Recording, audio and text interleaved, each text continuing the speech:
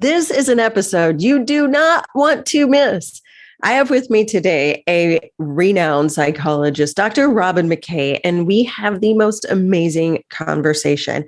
We talk about stress, we talk about burnout, we talk about emotional intelligence and why that shows up in the workplace and for high performers, and how we really should normalize feelings and normalize these things that we call intuition that really are our superpower to help us get to the next level that we want to.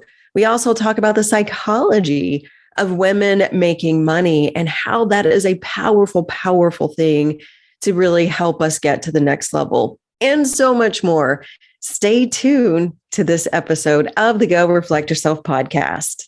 Hi there. My name is Heather J. Kreider, and I welcome you to the Go Reflect Yourself podcast. I'm here to bring you real, practical, brain-based strategies helping you transform your life one thought at a time.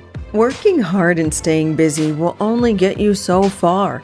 To truly become happy, content, and who you're meant to be, you have to move beyond physical capacities and look from within, allowing you to overcome those obstacles and barriers. My mission is to help inspire you to take massive action to transform your life, all starting from the inside out. I invite you to watch or listen to this podcast and share it with others who you feel can also benefit from it. I invite you to join my free Facebook group, Beat Burnout. That's where we provide more practical neuroscience and mindset strategies, helping you reduce stress, anxiety, and overcome overwhelm. Thank you so much for being here. I'm honored and grateful for you. You are stronger than you believe. You have greater powers than you know. Let me tell you a little bit more about Dr. Robyn McKay. She is a top advisor to emotionally intelligent executives and leaders at many Fortune 500 companies and to elite level performers in the entrepreneurship, sports, and entertainment fields. She's known as a fierce advocate for women in STEM and other high performance fields. Dr. Robyn is a committed ally for diversity, inclusion, and belonging. She provides keynote addresses, corporate trainings, and team building experiences focused on innovation, high performance, crisis fatigue, compassion fatigue, burnout prevention and recovery, the psychology of women making money, and leading during uncertain times. Dr. Robyn has a PhD in counseling psychology from the University of Kansas, where she studied diverse concepts ranging from positive psychology and creativity to neuroscience and mindfulness. Her distinct range of tools, which span from the intuitive to the rational, serve as the baseline to her soulful yet scientific approach to transformational leadership and innovation. And that's why we love her so much and why she is with us here today. Okay, welcome to the Go Reflect Yourself podcast, Dr. Robyn McKay. I'm so excited that you're here. Thank you. Thank you. So happy to be here with you. Can't wait to dive in and see what we're going to cook up today. I know we're going to cook up something good. There's no doubt about it. So you've worked with so many different types of people, leaders, executives, high performers, entertainers, athletes, everybody really. And when we think about the next level, if you're a high performer or someone who wants peak performance, you always want to go to the next level, but there's blocks. And I would imagine you can talk to this way better than most of the common contributors to really what is blocking to the next level. And when I really think about what differentiates the super uber performers, no matter if it's a financial goal, a career goal, even a personal goal, a business goal, there's got to be still those commonalities. Let's just start there. How do you talk to that? In March of 2020, I was living in Arizona, still am. We hadn't shut down yet. We hadn't been sent home. It was right before that because I was in yoga class. And the yoga teacher was a substitute. So I'd never seen her before, had her before, knew nothing about it. She taught a pretty decent class. At the end of class, we're all laying in Shavasana, dead body pose. So we're supposed to be relaxed, receiving. And as a lot of yoga teachers do, this one started in with a spoken meditation, just some words of wisdom to carry with us in the day. And then in the middle of her meditation, she suddenly said, and just remember, you're just a cog in a great machine. And I was like, my eyes flew open and I was like, did anybody else hear that? Like, what WTF was that? Like, seriously. Mm-hmm. And I talked to one of my friends who was in the class afterwards. It was a pretty full class and only two of us, he and I, noticed that she had said that. So we've had an ongoing conversation about that. The reason that's important is because for high performers, no matter what field you're in, whether you're an entrepreneur or a corporate professional or in the entertainment industry, it doesn't matter. There is this unconscious, I'm going to call it a program, that has been run on the show for a really long time, which has to do with being a cog in a great machine or being a robot or being a clone. And we get on this gerbil wheel of performance. We activate grit, tenacity, hard work, persistence, all of those, all those high performance catchphrases that everybody uses. And in 2020, what I came to realize was that all of those mindsets, practices, attitudes that had gotten us to where we were, gotten us to the level of success that we were at, had worn thin, and we were in need of something different. Because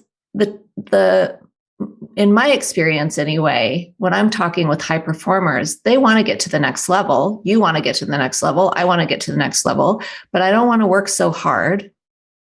I'm exhausted from all the grit. And, over time, the gerbil wheel just gets to be kind of a boring, automatic cycle that we go through, and it actually leads to burnout rather than next level performance. So I'm going to pause there for a second because I feel like you've got some things to add to that yoga story. I'm just like jumping out of my skin because I could just see you there, first of all. And I'm picturing this class and I'm picturing you with your eyes, popping totally open. You're zen. And then I was like, you're supposed to be relaxed. And you're like, are you seriously telling me that really? That's not, that my zen is gone now, lady. And I always look at those opportunities as teachable moments or moments that are inspiring to me. And in fact, I've used that story over and over again in the last couple of years as I've worked with high-performing organizations and people, just to illustrate like how embedded, even the yoga teachers are saying it. Yeah. But I think that's the point, though, is those things are so embedded. And this, like you said, it's this background, this program that's always going on. She didn't even really fully understand the impact that phrase had.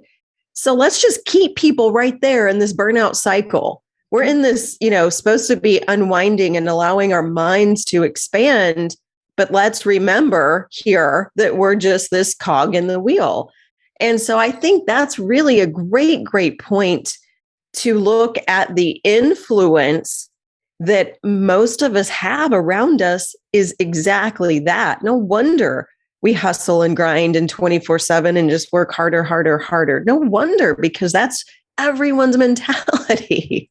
Well, and it's embedded in our culture, in our society, and the generations that came before us. There are all of these different levels where that work, we'll call it a work ethic, where that work ethic has just, it's run its course, first of all, and yet a lot of us don't know that. All we know is that I'm bumping up against a glass ceiling and I can't get to the next level. Well, everything that has brought you to this level, it has gotten you here, but it's going to be something different that takes you into the next level. It's not the same old. It's not the same old.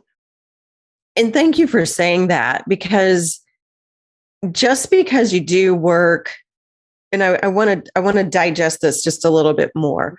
Working hard's not a bad thing, but when you really look at where you're going and what you're sacrificing, that's where we really start getting a lot of mismatched.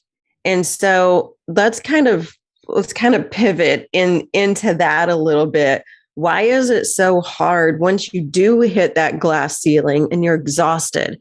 I love what you said. The grit and the tenacity worked, but I'm so freaking tired. I can't even think about the next level. I'm just trying to sustain or keep up or whatever you want to call that. What do we do when we get to that point? And isn't it true that when you bump up against those glass ceilings, you refer to your past self? Yeah. You say, well, what did I have to do to get here? And the brain or the intellect is going to say, well, I had to work really, really hard. I had to sacrifice blood, sweat, and tears. I had to stay late. I had to get up early. It's exhausting me just even going through the litany of things that we had to do to get to the level. So the intellect is going to refer back to the past. What did I have to do to get here? But your creative spirit is looking forward, and your creative spirit is saying, I want that next level. I want that level of influence or success or whatever that thing is that you desire, but I don't want to work so hard. And I'm not willing to do those things that I did in the past that got me here. I'm done, but I don't know what's next. So you get in this kind of spin cycle because the brain or the intellect thinks that you're just supposed to know all the answers. And quite frankly, it's not possible to know the answers. What I would say, though, is what keeps us there and actually what unlocks the next level is the acknowledgement that you've got to do something different. I have to look for a different frequency. I have to look for a different way of doing things to expand and to ask better questions rather than just lather, rinse, repeat, which worked in the past. That's absolutely beautiful. And there's so many things that you said in there. The average, and I don't mean this disrespectfully, most people, because of this common programming, again, we've got most of us years and years and years of this same patterns. So even though I know this past, I don't want to repeat what I just did. I'm exhausted. My head can't go any possible further because I'm so exhausted. But I don't even know what questions to ask other than I'm just done and I don't know what to do. So when you say words like creative spirit really has the answers there to help us and guide us, most people are going to say that's a bunch of hooey and wooey and whatever. That's not for me. I just know that something's going to break or something's going to fall in my lap. So how do you start to really guide and open and expand this possibility when you're so stuck in the head, the thinking, the intellect? Yeah, the intellect is a really powerful, I'm going to say, weapon sometimes, especially against creativity and intuition.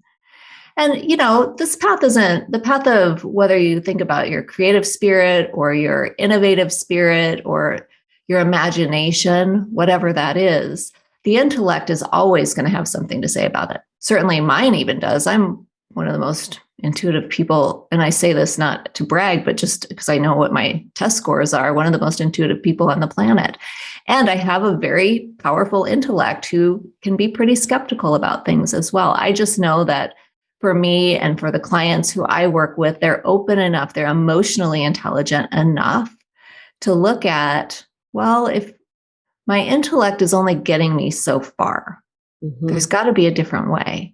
Einstein is credited with saying that intuition is a sacred gift and reason is a faithful servant. And we've created a society that honors a servant and has forgotten the gift. So there's something to that, I think, as you're in that kind of, I'm calling it a burnout cycle, right? When you've hit the ceiling and you're go, go, go, and you're exhausted and you're trying to figure things out. Part of the challenge, though, is that when you're in that burnout cycle, you can't get out of the burnout cycle by going on vacation. And even self-care doesn't really do the trick. It requires something deeper than that. It requires some introspection, some support from other people around you as well. to open up some of those new pathways into the future for you so that you're not recreating the wheel. I love that quote from Einstein, and I'm just giggling because I just used it this week. And it's unpacking that quote is really, it's mind blowing if you really think about it. And it's so brilliant. But again, a version of myself, I would even probably say 5 years ago, even though I thought I was on such a higher path and really growing, I probably would have even had resistance with that concept, if you will. So, and I know a lot of other people do. And it's being open is one thing, but really, really leaning into your intuition and connecting, because to your point, I think especially high performers, people who are on the burnout cycle, find such a disconnect. Their heart and their head, I mean, they're so disconnected. It physically hurts. Yeah. So can you kind of talk through a little bit, really kind of going in optimizing so you can start to connect those things more, really lean in, trust, have that intuition, creativity as your guide and your intellect to balance out and ask the right questions? How do we stop overthinking it? I have two things that come into mind. Let me tune in and see which one I want to go with. Let me do this one first, and then we'll backtrack and do the second. A year and a half or so ago, I was approached by a top organization, high performers everywhere, whole deal. And I met with an EVP within that organization with all of my stuff on emotional intelligence and positive psychology, a little bit of intuition. I don't do a whole lot of that yet with corporate people because they're not quite there yet. You know, just even bringing their emotions to work is something that they struggle with. And in fact, he did. And in fact, during our consult time, he probably said no less than a dozen times that I was just a little bit too touchy-feely for him. And this whole emotional intelligence thing is just a little bit too woo for him. And I had the opportunity, Heather, in that moment, I didn't say anything, but I got to reflect. And I didn't say anything for a couple of reasons, which we could have a whole podcast on. But I had an opportunity to reflect on that. And I thought, I'm not willing to work with people who are going to call the work that I've done for the last 22 years, both professionally and personally, woo and touchy-feely. What that tells me more about is where he was at with his own emotions and with his own capacity to access his intuition, for example. And that was fine.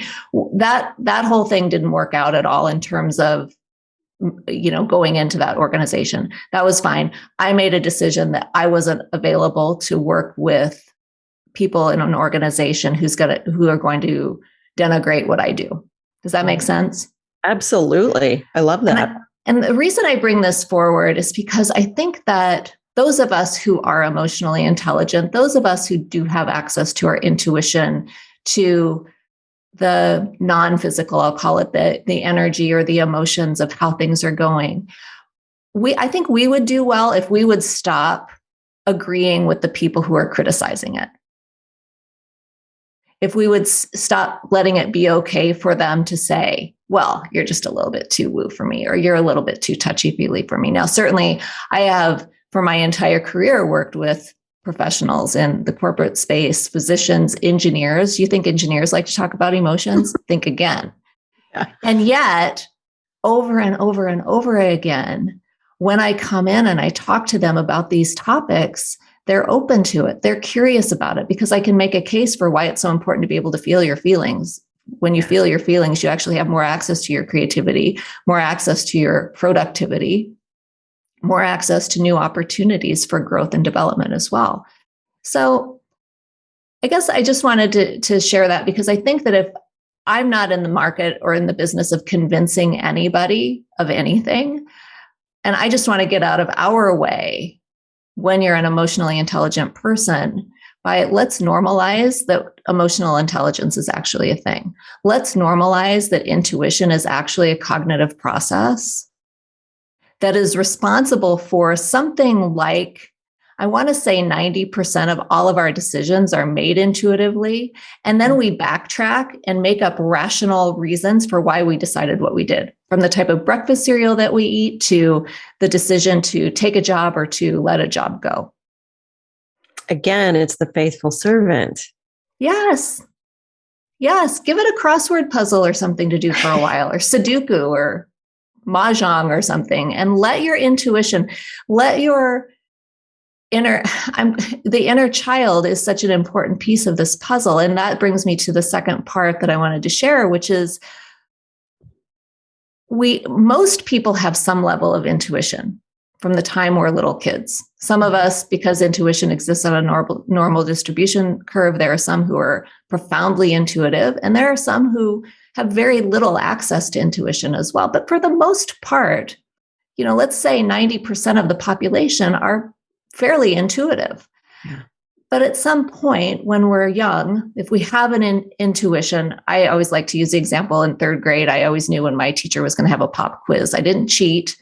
I didn't look at her notes or anything like that. I just had a spidey sense, and I would study for what I needed to study for and then take the test and get A's.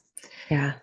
And I didn't have a way of explaining or understanding that. And certainly I didn't share that with anybody because I didn't want them to think I was cheating. But at some point, we start shutting down that native intuition in response to the world around us, who puts a primacy on intellect, puts a primacy on reason. So I see you nodding your head. Do you have some experiences like that from when you were a kid? Oh, absolutely. And I definitely want to interject, because I can't even start talking about the educational system. We actually teach to unlearn creativity, but we're so grade grubbing. And I'm going through it right now. My daughter's a junior. We're studying for the ACT. It's part of just the process of the game you play, but it's so frustrating. But I keep telling her, this is the process. This is the game we know we're playing. And it doesn't mean that it's in relation to you and your self-worth. And so that's really what we start. And I want you to talk about this more than me, but that's really when I go back and I look at those moments, I felt like something was wrong with me. And I felt like I don't want to say an outcast. That's the only word that comes up in my brain, but that's really not how I felt. But I think that's a common thing that the education system really starts to do, because we're so grade grubbing, and that's what's important. So yeah, there's layers. There's so many layers to all of this. There's so many layers. I even used my intuition on standardized tests, and I think it actually worked. I don't know where I learned this, but I learned the clock method. This is when we had sweep hands on the second hand on the clocks. And if I didn't know the answer to, or if I was toggling between two different options on a multiple choice, I would look at the clock. If the second hand was between 12 and 3, it was A, 3 and 6, B.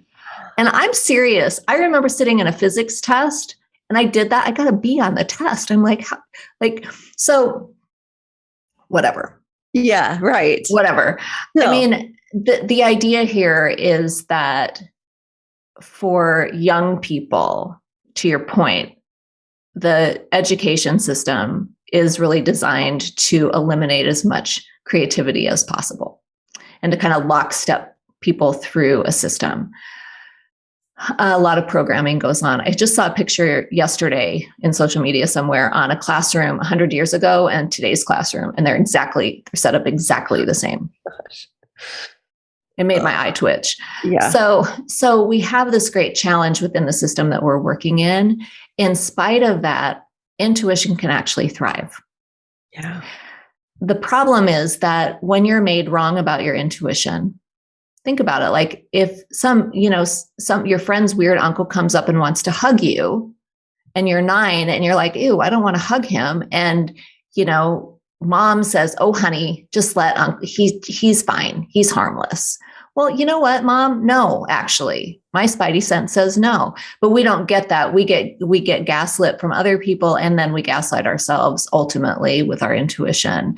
So bringing intuition back into its rightful place, rightful order as the sacred gift.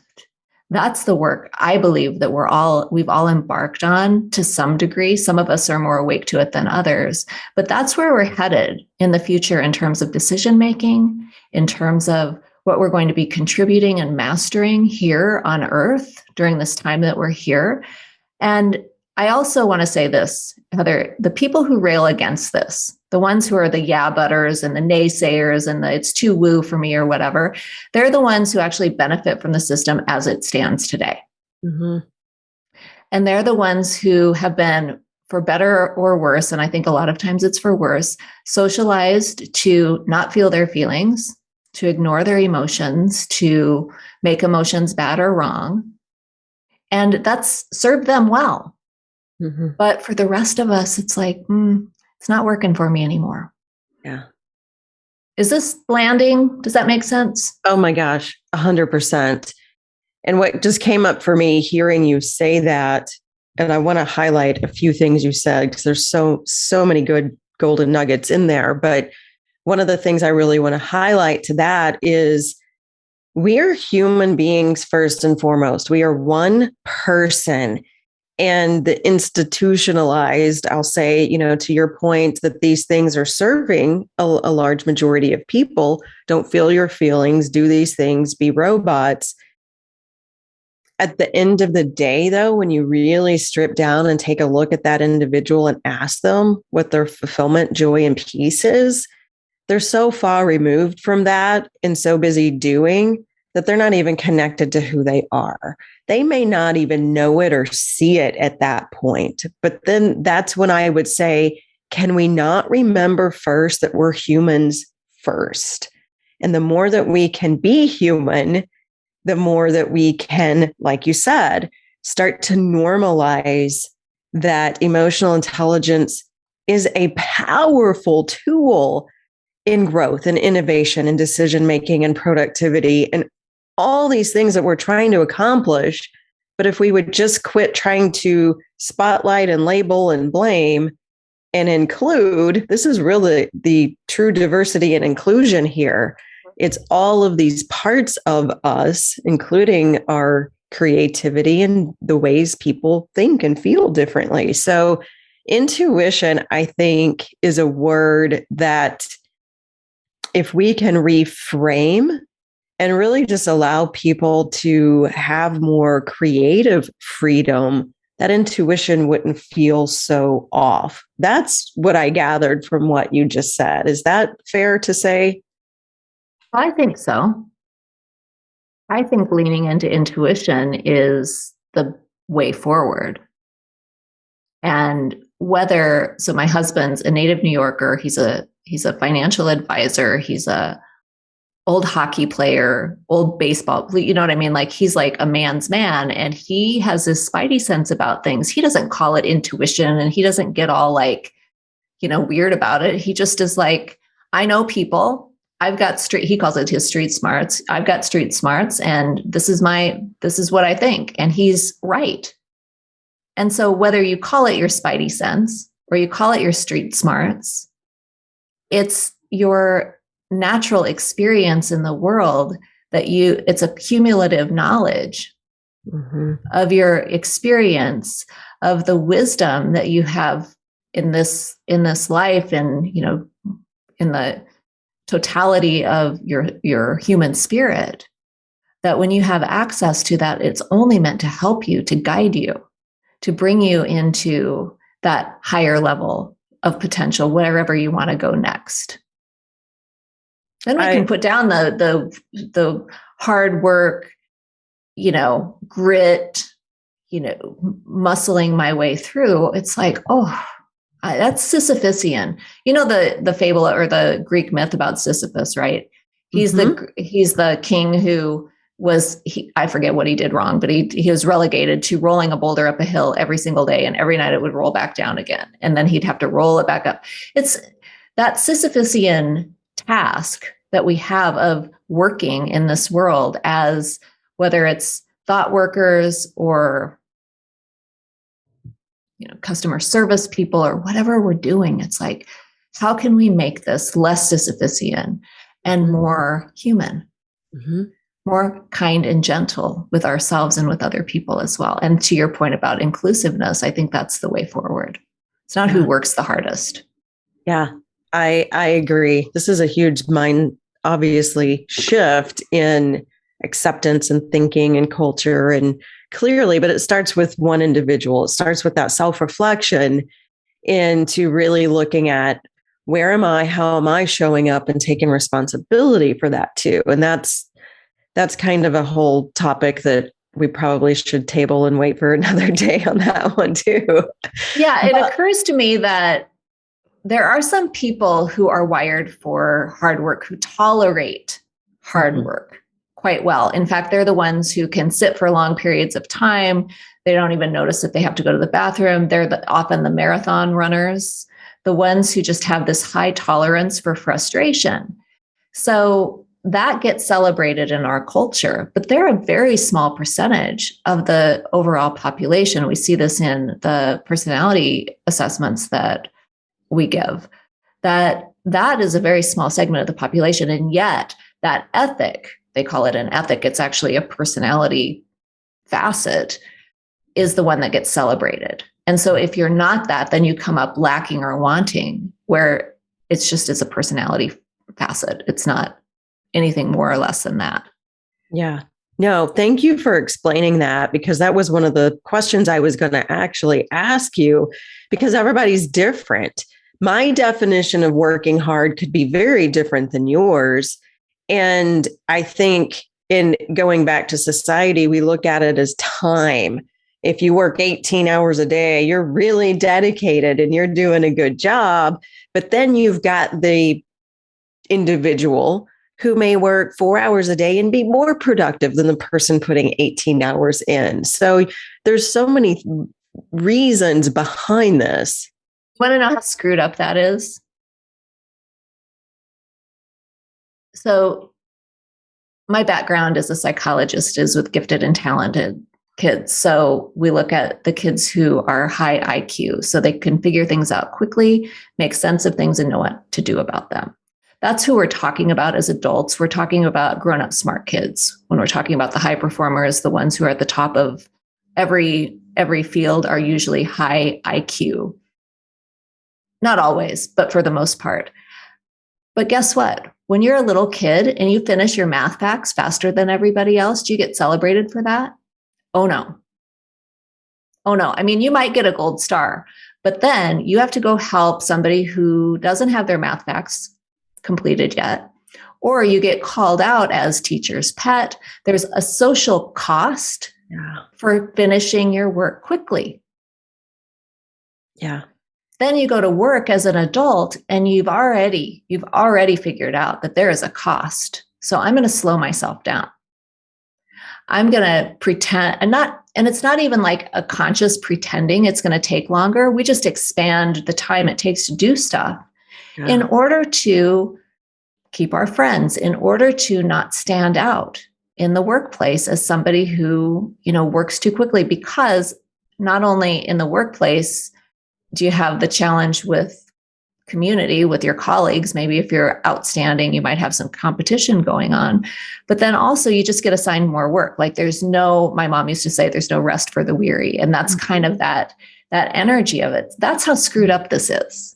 Mm-hmm. So if we could just start looking at, just do your thing. And then when you get done with your thing, go do something else that you love to do, or go play, or go have fun, or go watch Netflix, whatever it is. Just get it done as fast as you can, as well as you can. Yeah. How would that shift things? Yeah. I'm laughing again because I've dealt with this with my youngest child, my son. He's 14 now in 8th grade. And I can't tell you how many times that exact scenario has come up, especially, you talk about math, and that's he's a very efficient little guy. He is speedy. He wants to get everything done as quickly as possible. And he's been labeled that that's bad, but he is very accurate. It's not just quick, it's accurate. And I've had several discussions. He actually got a bad grade and a bad participation grade recently because he was done quickly and then he was on his computer playing games for the rest of the class period. And I had a conversation with the teacher because I said, tell me why his participation grade suffered because he got done with the assignment you gave him quicker than the other kids. And so this just highlights, this is rinse and repeat. Even teachers, no offense, I could never be a teacher. God love them for what they do, but they don't stop and think, what are they doing? What are they teaching? What are they rewarding? Why is this a punishment, for Pete's sake? So, like I said, the education piece is a big deal, but honestly, that's where so much of this starts. I mean, again, you can speak to this, but those development years in our brains, that's where all this comes from. So why is that such an institutional process instead of the most celebrated process of our lives is learning, especially in those years? I think the yoga teacher that I talked about at the beginning was a truth teller. I think that in a lot of ways, we're programmed to be cogs in a great machine. And it's our consciousness that makes us unique. And it's our consciousness that's going to get us out of that machine. Mm-hmm. I don't know, Heather. Sometimes I'm at a point where I feel like I'm either in the Matrix or I'm in the Hunger Games. Yeah. And I'm not sure which, and I don't think it actually matters. Yeah. But I do think that there's something to that. And my heart goes out to your kiddo, and I'm glad he has you as his advocate. And I was thinking, I helped start a school for gifted kids earlier in my career. And I was thinking, he'd fit right in with those kids. They all get done fast. And then they go play Minecraft or whatever it is that they're playing these days. Yeah. Right. And that's just part of it, because we know that those kids, the kids who can figure things out quickly, make sense of things and know what to do about them, first of all, they deserve to learn something new every single day. Yeah. But when you're in a system that's designed, that teaches to the average, yeah. Of course, average kids, I don't mean everybody is special, but I'm just talking about like average at school stuff. When it teaches to the average, it leaves out these kids who have so much ability, and yet it gets tamped down and they get actually punished for it. And that's something that I know is shifting as we're moving into this next chapter of the world. We're not there yet. Yeah. And I don't think that we're going to get there by trying to fix what's unrepairable. Yeah. So I agree. So instead of continuing down that rabbit hole that I know I could get on for a very long time, I appreciate that perspective very, very much. I do want to kind of segue completely related, but on the surface, it sounds unrelated.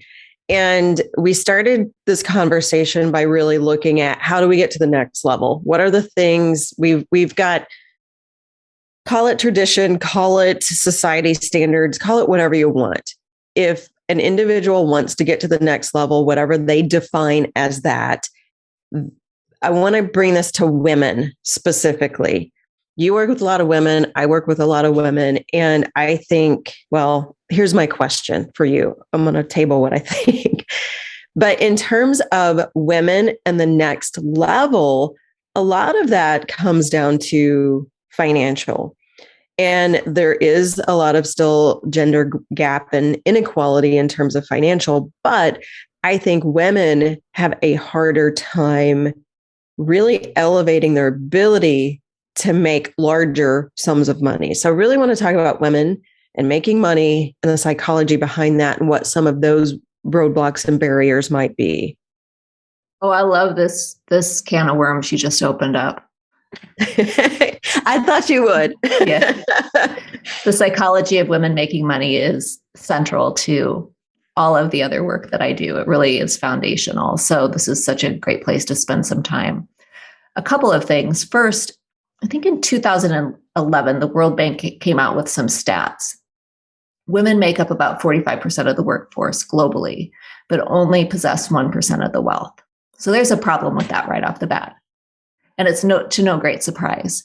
Not only that, but women in America, just in the US, weren't allowed to even own their own checking accounts by themselves without a cosigner who was male until like 1973 or 1974. So in our lifetime, we're among the first generation of women who have access to our own money.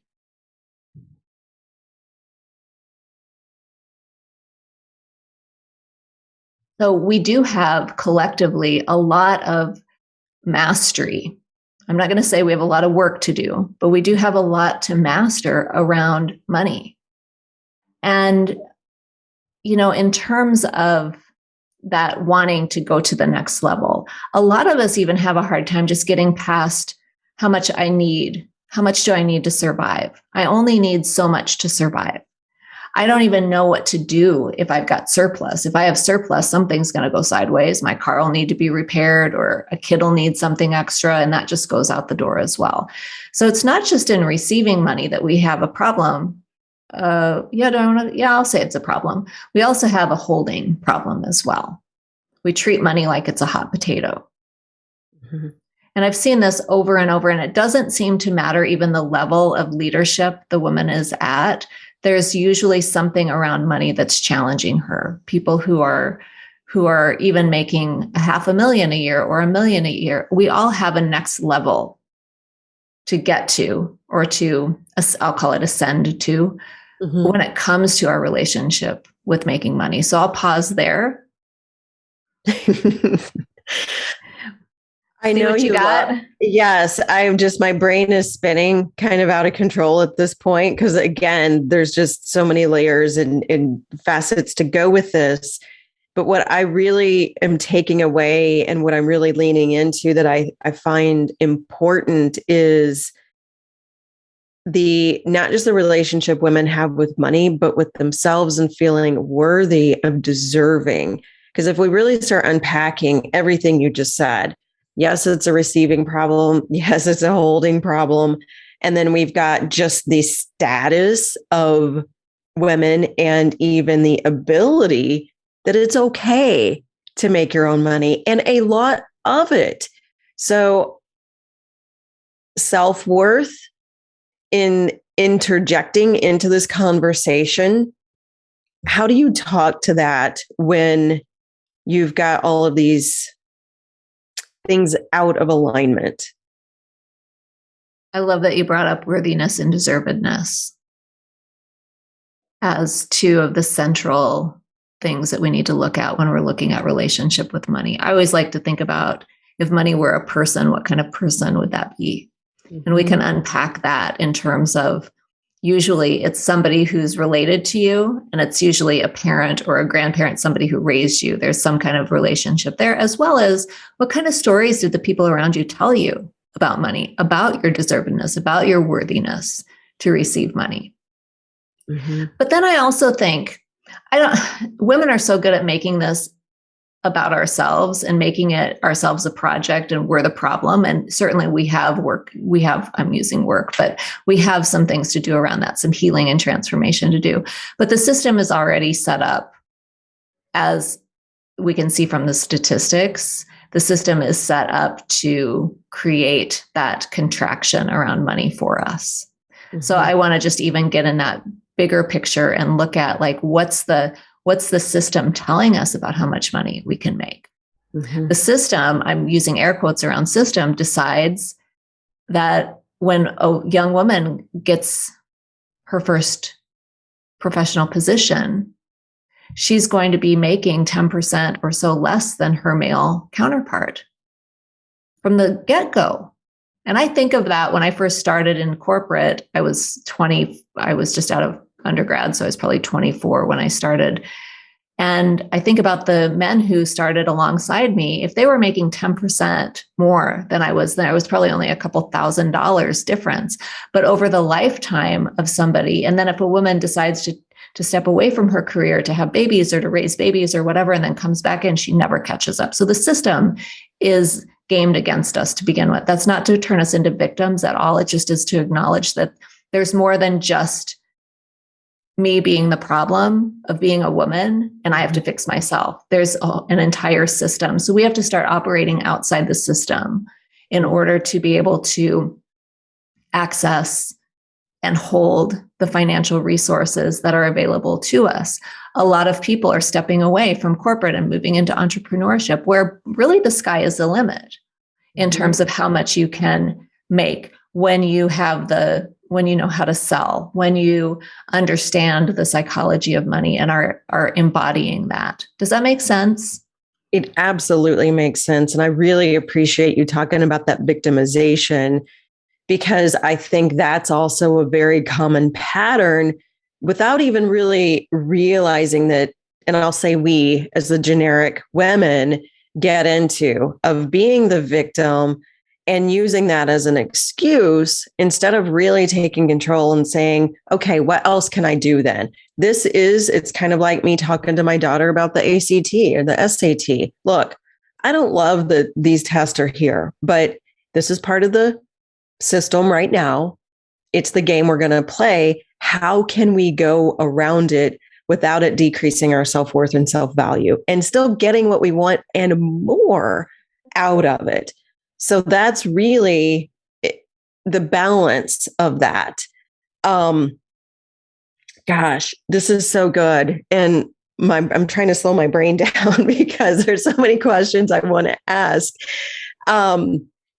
Maria Shriver just gave a commencement speech to the University of Michigan.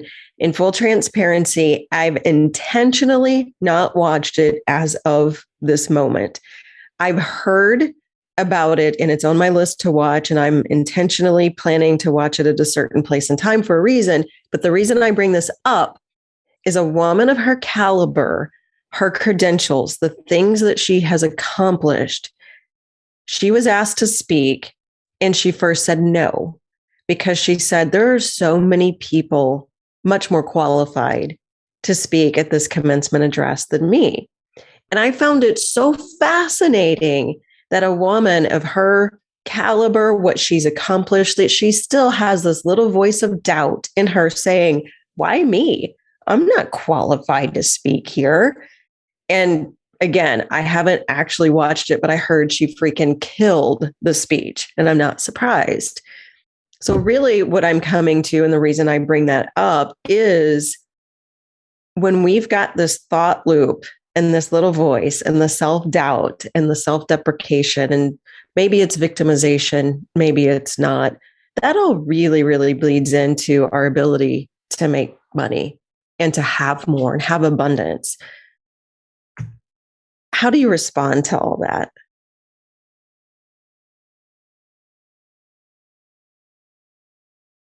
I remember when I went to Sunday school or church camp or whatever it was, and somebody was talking about how God qualifies the called. He doesn't call the qualified. Did I say that right? Yes, he qualifies the called. So your calling comes first. And then the qualification is just you showing up. And whether or not you want to use the word God or the universe or whatever, I don't know, whatever, the matrix, whatever you want to call it, is less important than for somebody like Maria or for somebody like you or for me. If we are coming from a place of smallness and asking that question of, well, who am I? Who am I? Who are you not to? If not you, then who? And I think that we do that for a couple of reasons. One is because we really don't feel qualified. It's interesting, though, that the people who say they have the imposter syndrome are the ones who should be least likely to actually have the imposter syndrome because of all the credentials and the public acknowledgments, like Maria. Like, really, what was she doing there? I'm not sure what she was doing there. I would be curious about that as well. I'm not saying that she was gaming it. I'm just saying, like, what was that really? Right. And the people who don't have the imposter syndrome are often the ones who ought to, quite frankly. They're the ones who are out there doing their thing and don't have the imposter syndrome and don't worry about it. And they're the ones who sometimes are giving bad advice and shouting from the rooftops and, whatever, making a mess out of things. And so I just think that in part it's inverted, isn't it? That we really have to look at, if I'm invited to something like that, if I'm invited to speak, if I'm invited to lead in some way, let me find it within myself to be the woman who stands up and leads. Let me find it within myself to be the woman who, regardless of perception of qualification, who contributes something. Mm-hmm. I want to contribute my very best. I want to contribute an actualized form of my gifts. Just like with your daughter and her ACT, how can she just contribute her best? Yeah. With no pressure. I mean, there's a little pressure is good, actually. It helps performance. We know that. But when we look at the imposter syndrome, even, I have to say that there was an article in the Harvard Business Review last February. I don't remember who the authors were, but if you go back to that edition, you'll be able to see it. The title of the article was "Stop Telling Women They Have the Imposter Syndrome." And the argument that the authors made was that these systems and structures are set up to create the conditions for women who, or people who are just not in the majority culture, having the most power and privilege in the room, to feel different, to feel like an imposter. So the game is set up to create the conditions for you to feel like you're an outsider. Mm-hmm. Mm-hmm. So I know I went a little bit off with the Maria Shriver comment, or the question, but I do think that who am I, or there's more people qualified than I am, has to do with what's the contribution that I can make today, right here, right now, for these people. That has nothing to do with my qualifications, everything has to do with my wisdom, with my sense of myself, with my experiences that I've had. Come on. Yeah. No, that's absolutely beautiful. And thank you for bringing that full circle, really coming down to knowing, trusting, knowing that the resources are going to come when they need to. But I boil that down to really valuing your own value and worth. And I love the frame of reference of the conditions are really, for most people, are set against that in a lot of ways. So that's when I really have to take control. I have to put my big girl panties on and say, look, I've got to take control here. And this is just how I'm going to do it. I'm catching myself because there's another path and direction I can take that I'm just not going to right now, because that really could open up a long conversation. But my point is thank you for reminding us that, because really the more we can contribute to other people and believe in our gifts, that's what sparks and spirals. And that's when, if we start shining and helping other people shine and just really have that presence, we kind of start lowering these walls too. And maybe some of those barriers become, they're probably not going to become invisible, but less intrusive, at least. Less intrusive, for sure. Yeah. I think that contribution is important. And I also think that mastery is important, to be able to master your gifts, not your lessons. We all have lessons that we have to learn, I guess.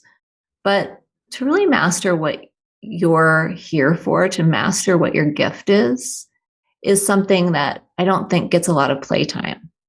Yeah. In terms of what our focus is. So it's not just contributing to other people, it's contributing to your own growth. It's contributing to your sense of, I'm going to call it pride, but I don't mean like egoic pride, but just how you feel about yourself. Yeah. I did my best. I gave my best. Yeah.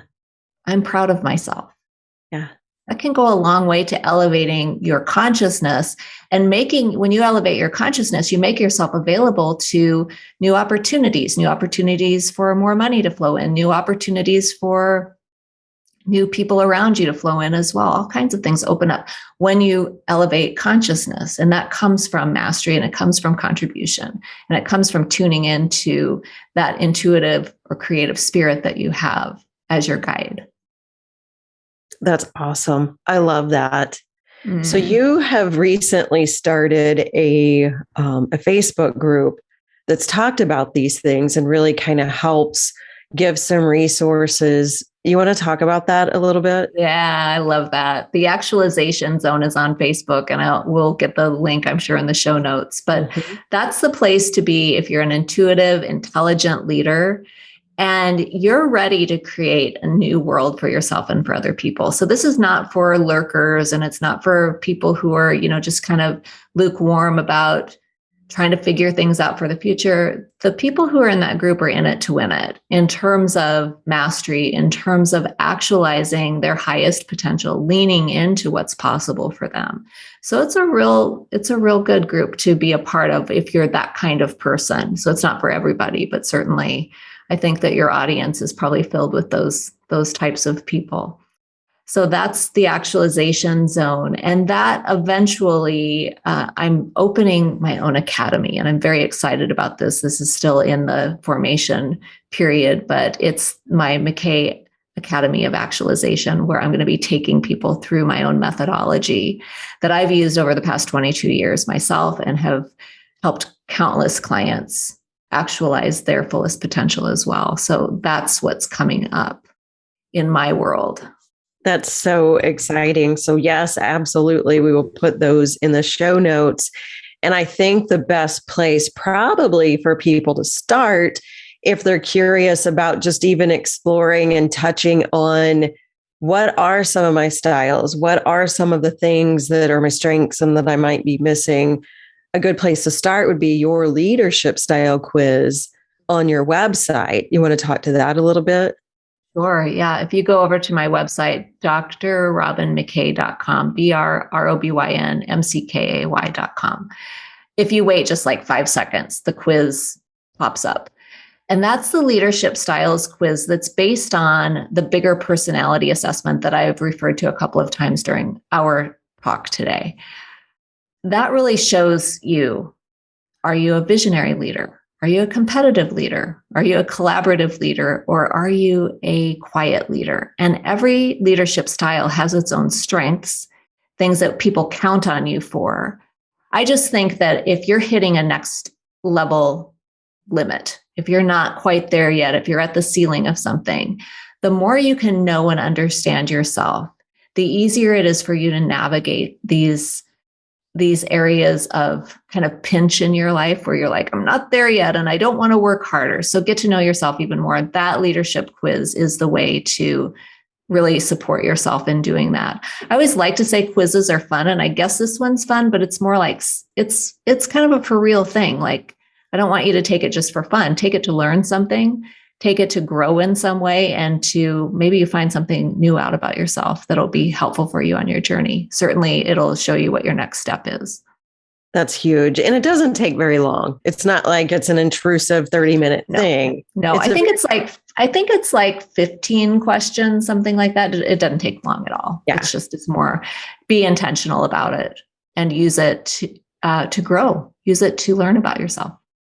That's huge. That's what we're all about. If we're not growing and learning and asking the questions, then we can't complain when we don't get to the next level. And we're just cogs in a great machine at that point. That's right. That we are. And we have to accept that, right? I think that's really the question. Are you okay being a cog in this giant wheel? And if you are, that's okay. But don't complain that you're not at the next level then, if that's what you accept. Get yourself out of the machine. You're not a robot. You're not a clone. I don't even think you're a human resource, but you are a human. You're a human. Yeah. Yeah. We don't want robots. We don't. Maybe robots. I like my robot vacuum. I was just going to say, maybe did vacuum the floor, but that's it. I keep telling my kids, build me a robot that in the morning has my coffee made for me already. If it's like Rosie the robot on you remember the Jetsons? I do, yes. I just want Rosie. Yes, that's so true.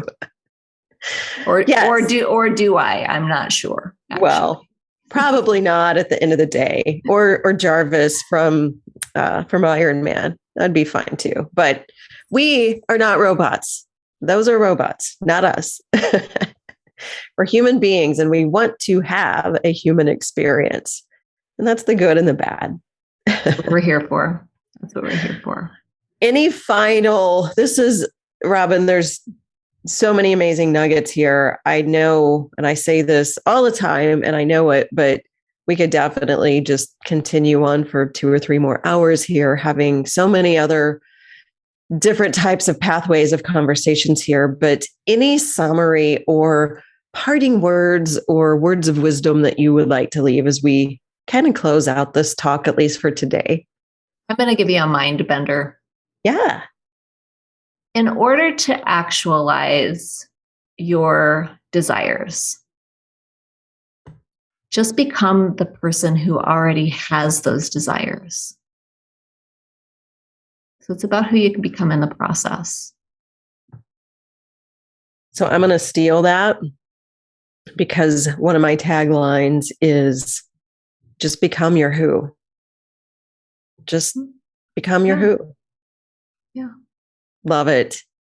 This has been an absolute pleasure. So we're going to post all the links to your Facebook group directly to your quiz. And just in case you're hearing this right now, drrobynmckay.com, drrobynmckay.com.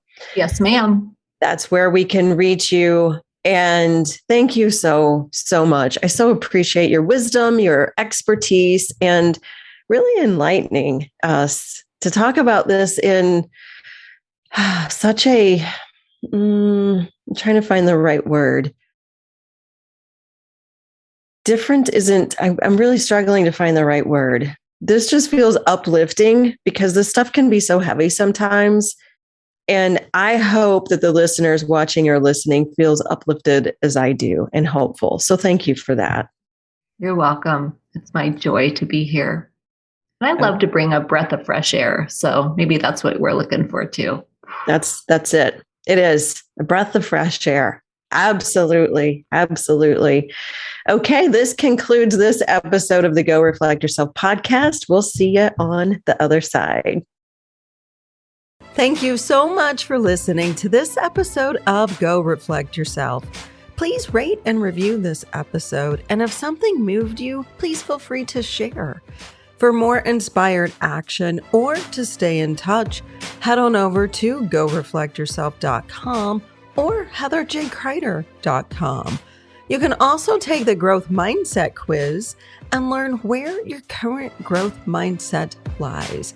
Stay in touch on all social media at Heather J. Kreider. Until next time, this is your host, Heather Kreider, and I am challenging you to go reflect yourself so you can discover and become who you are meant to be.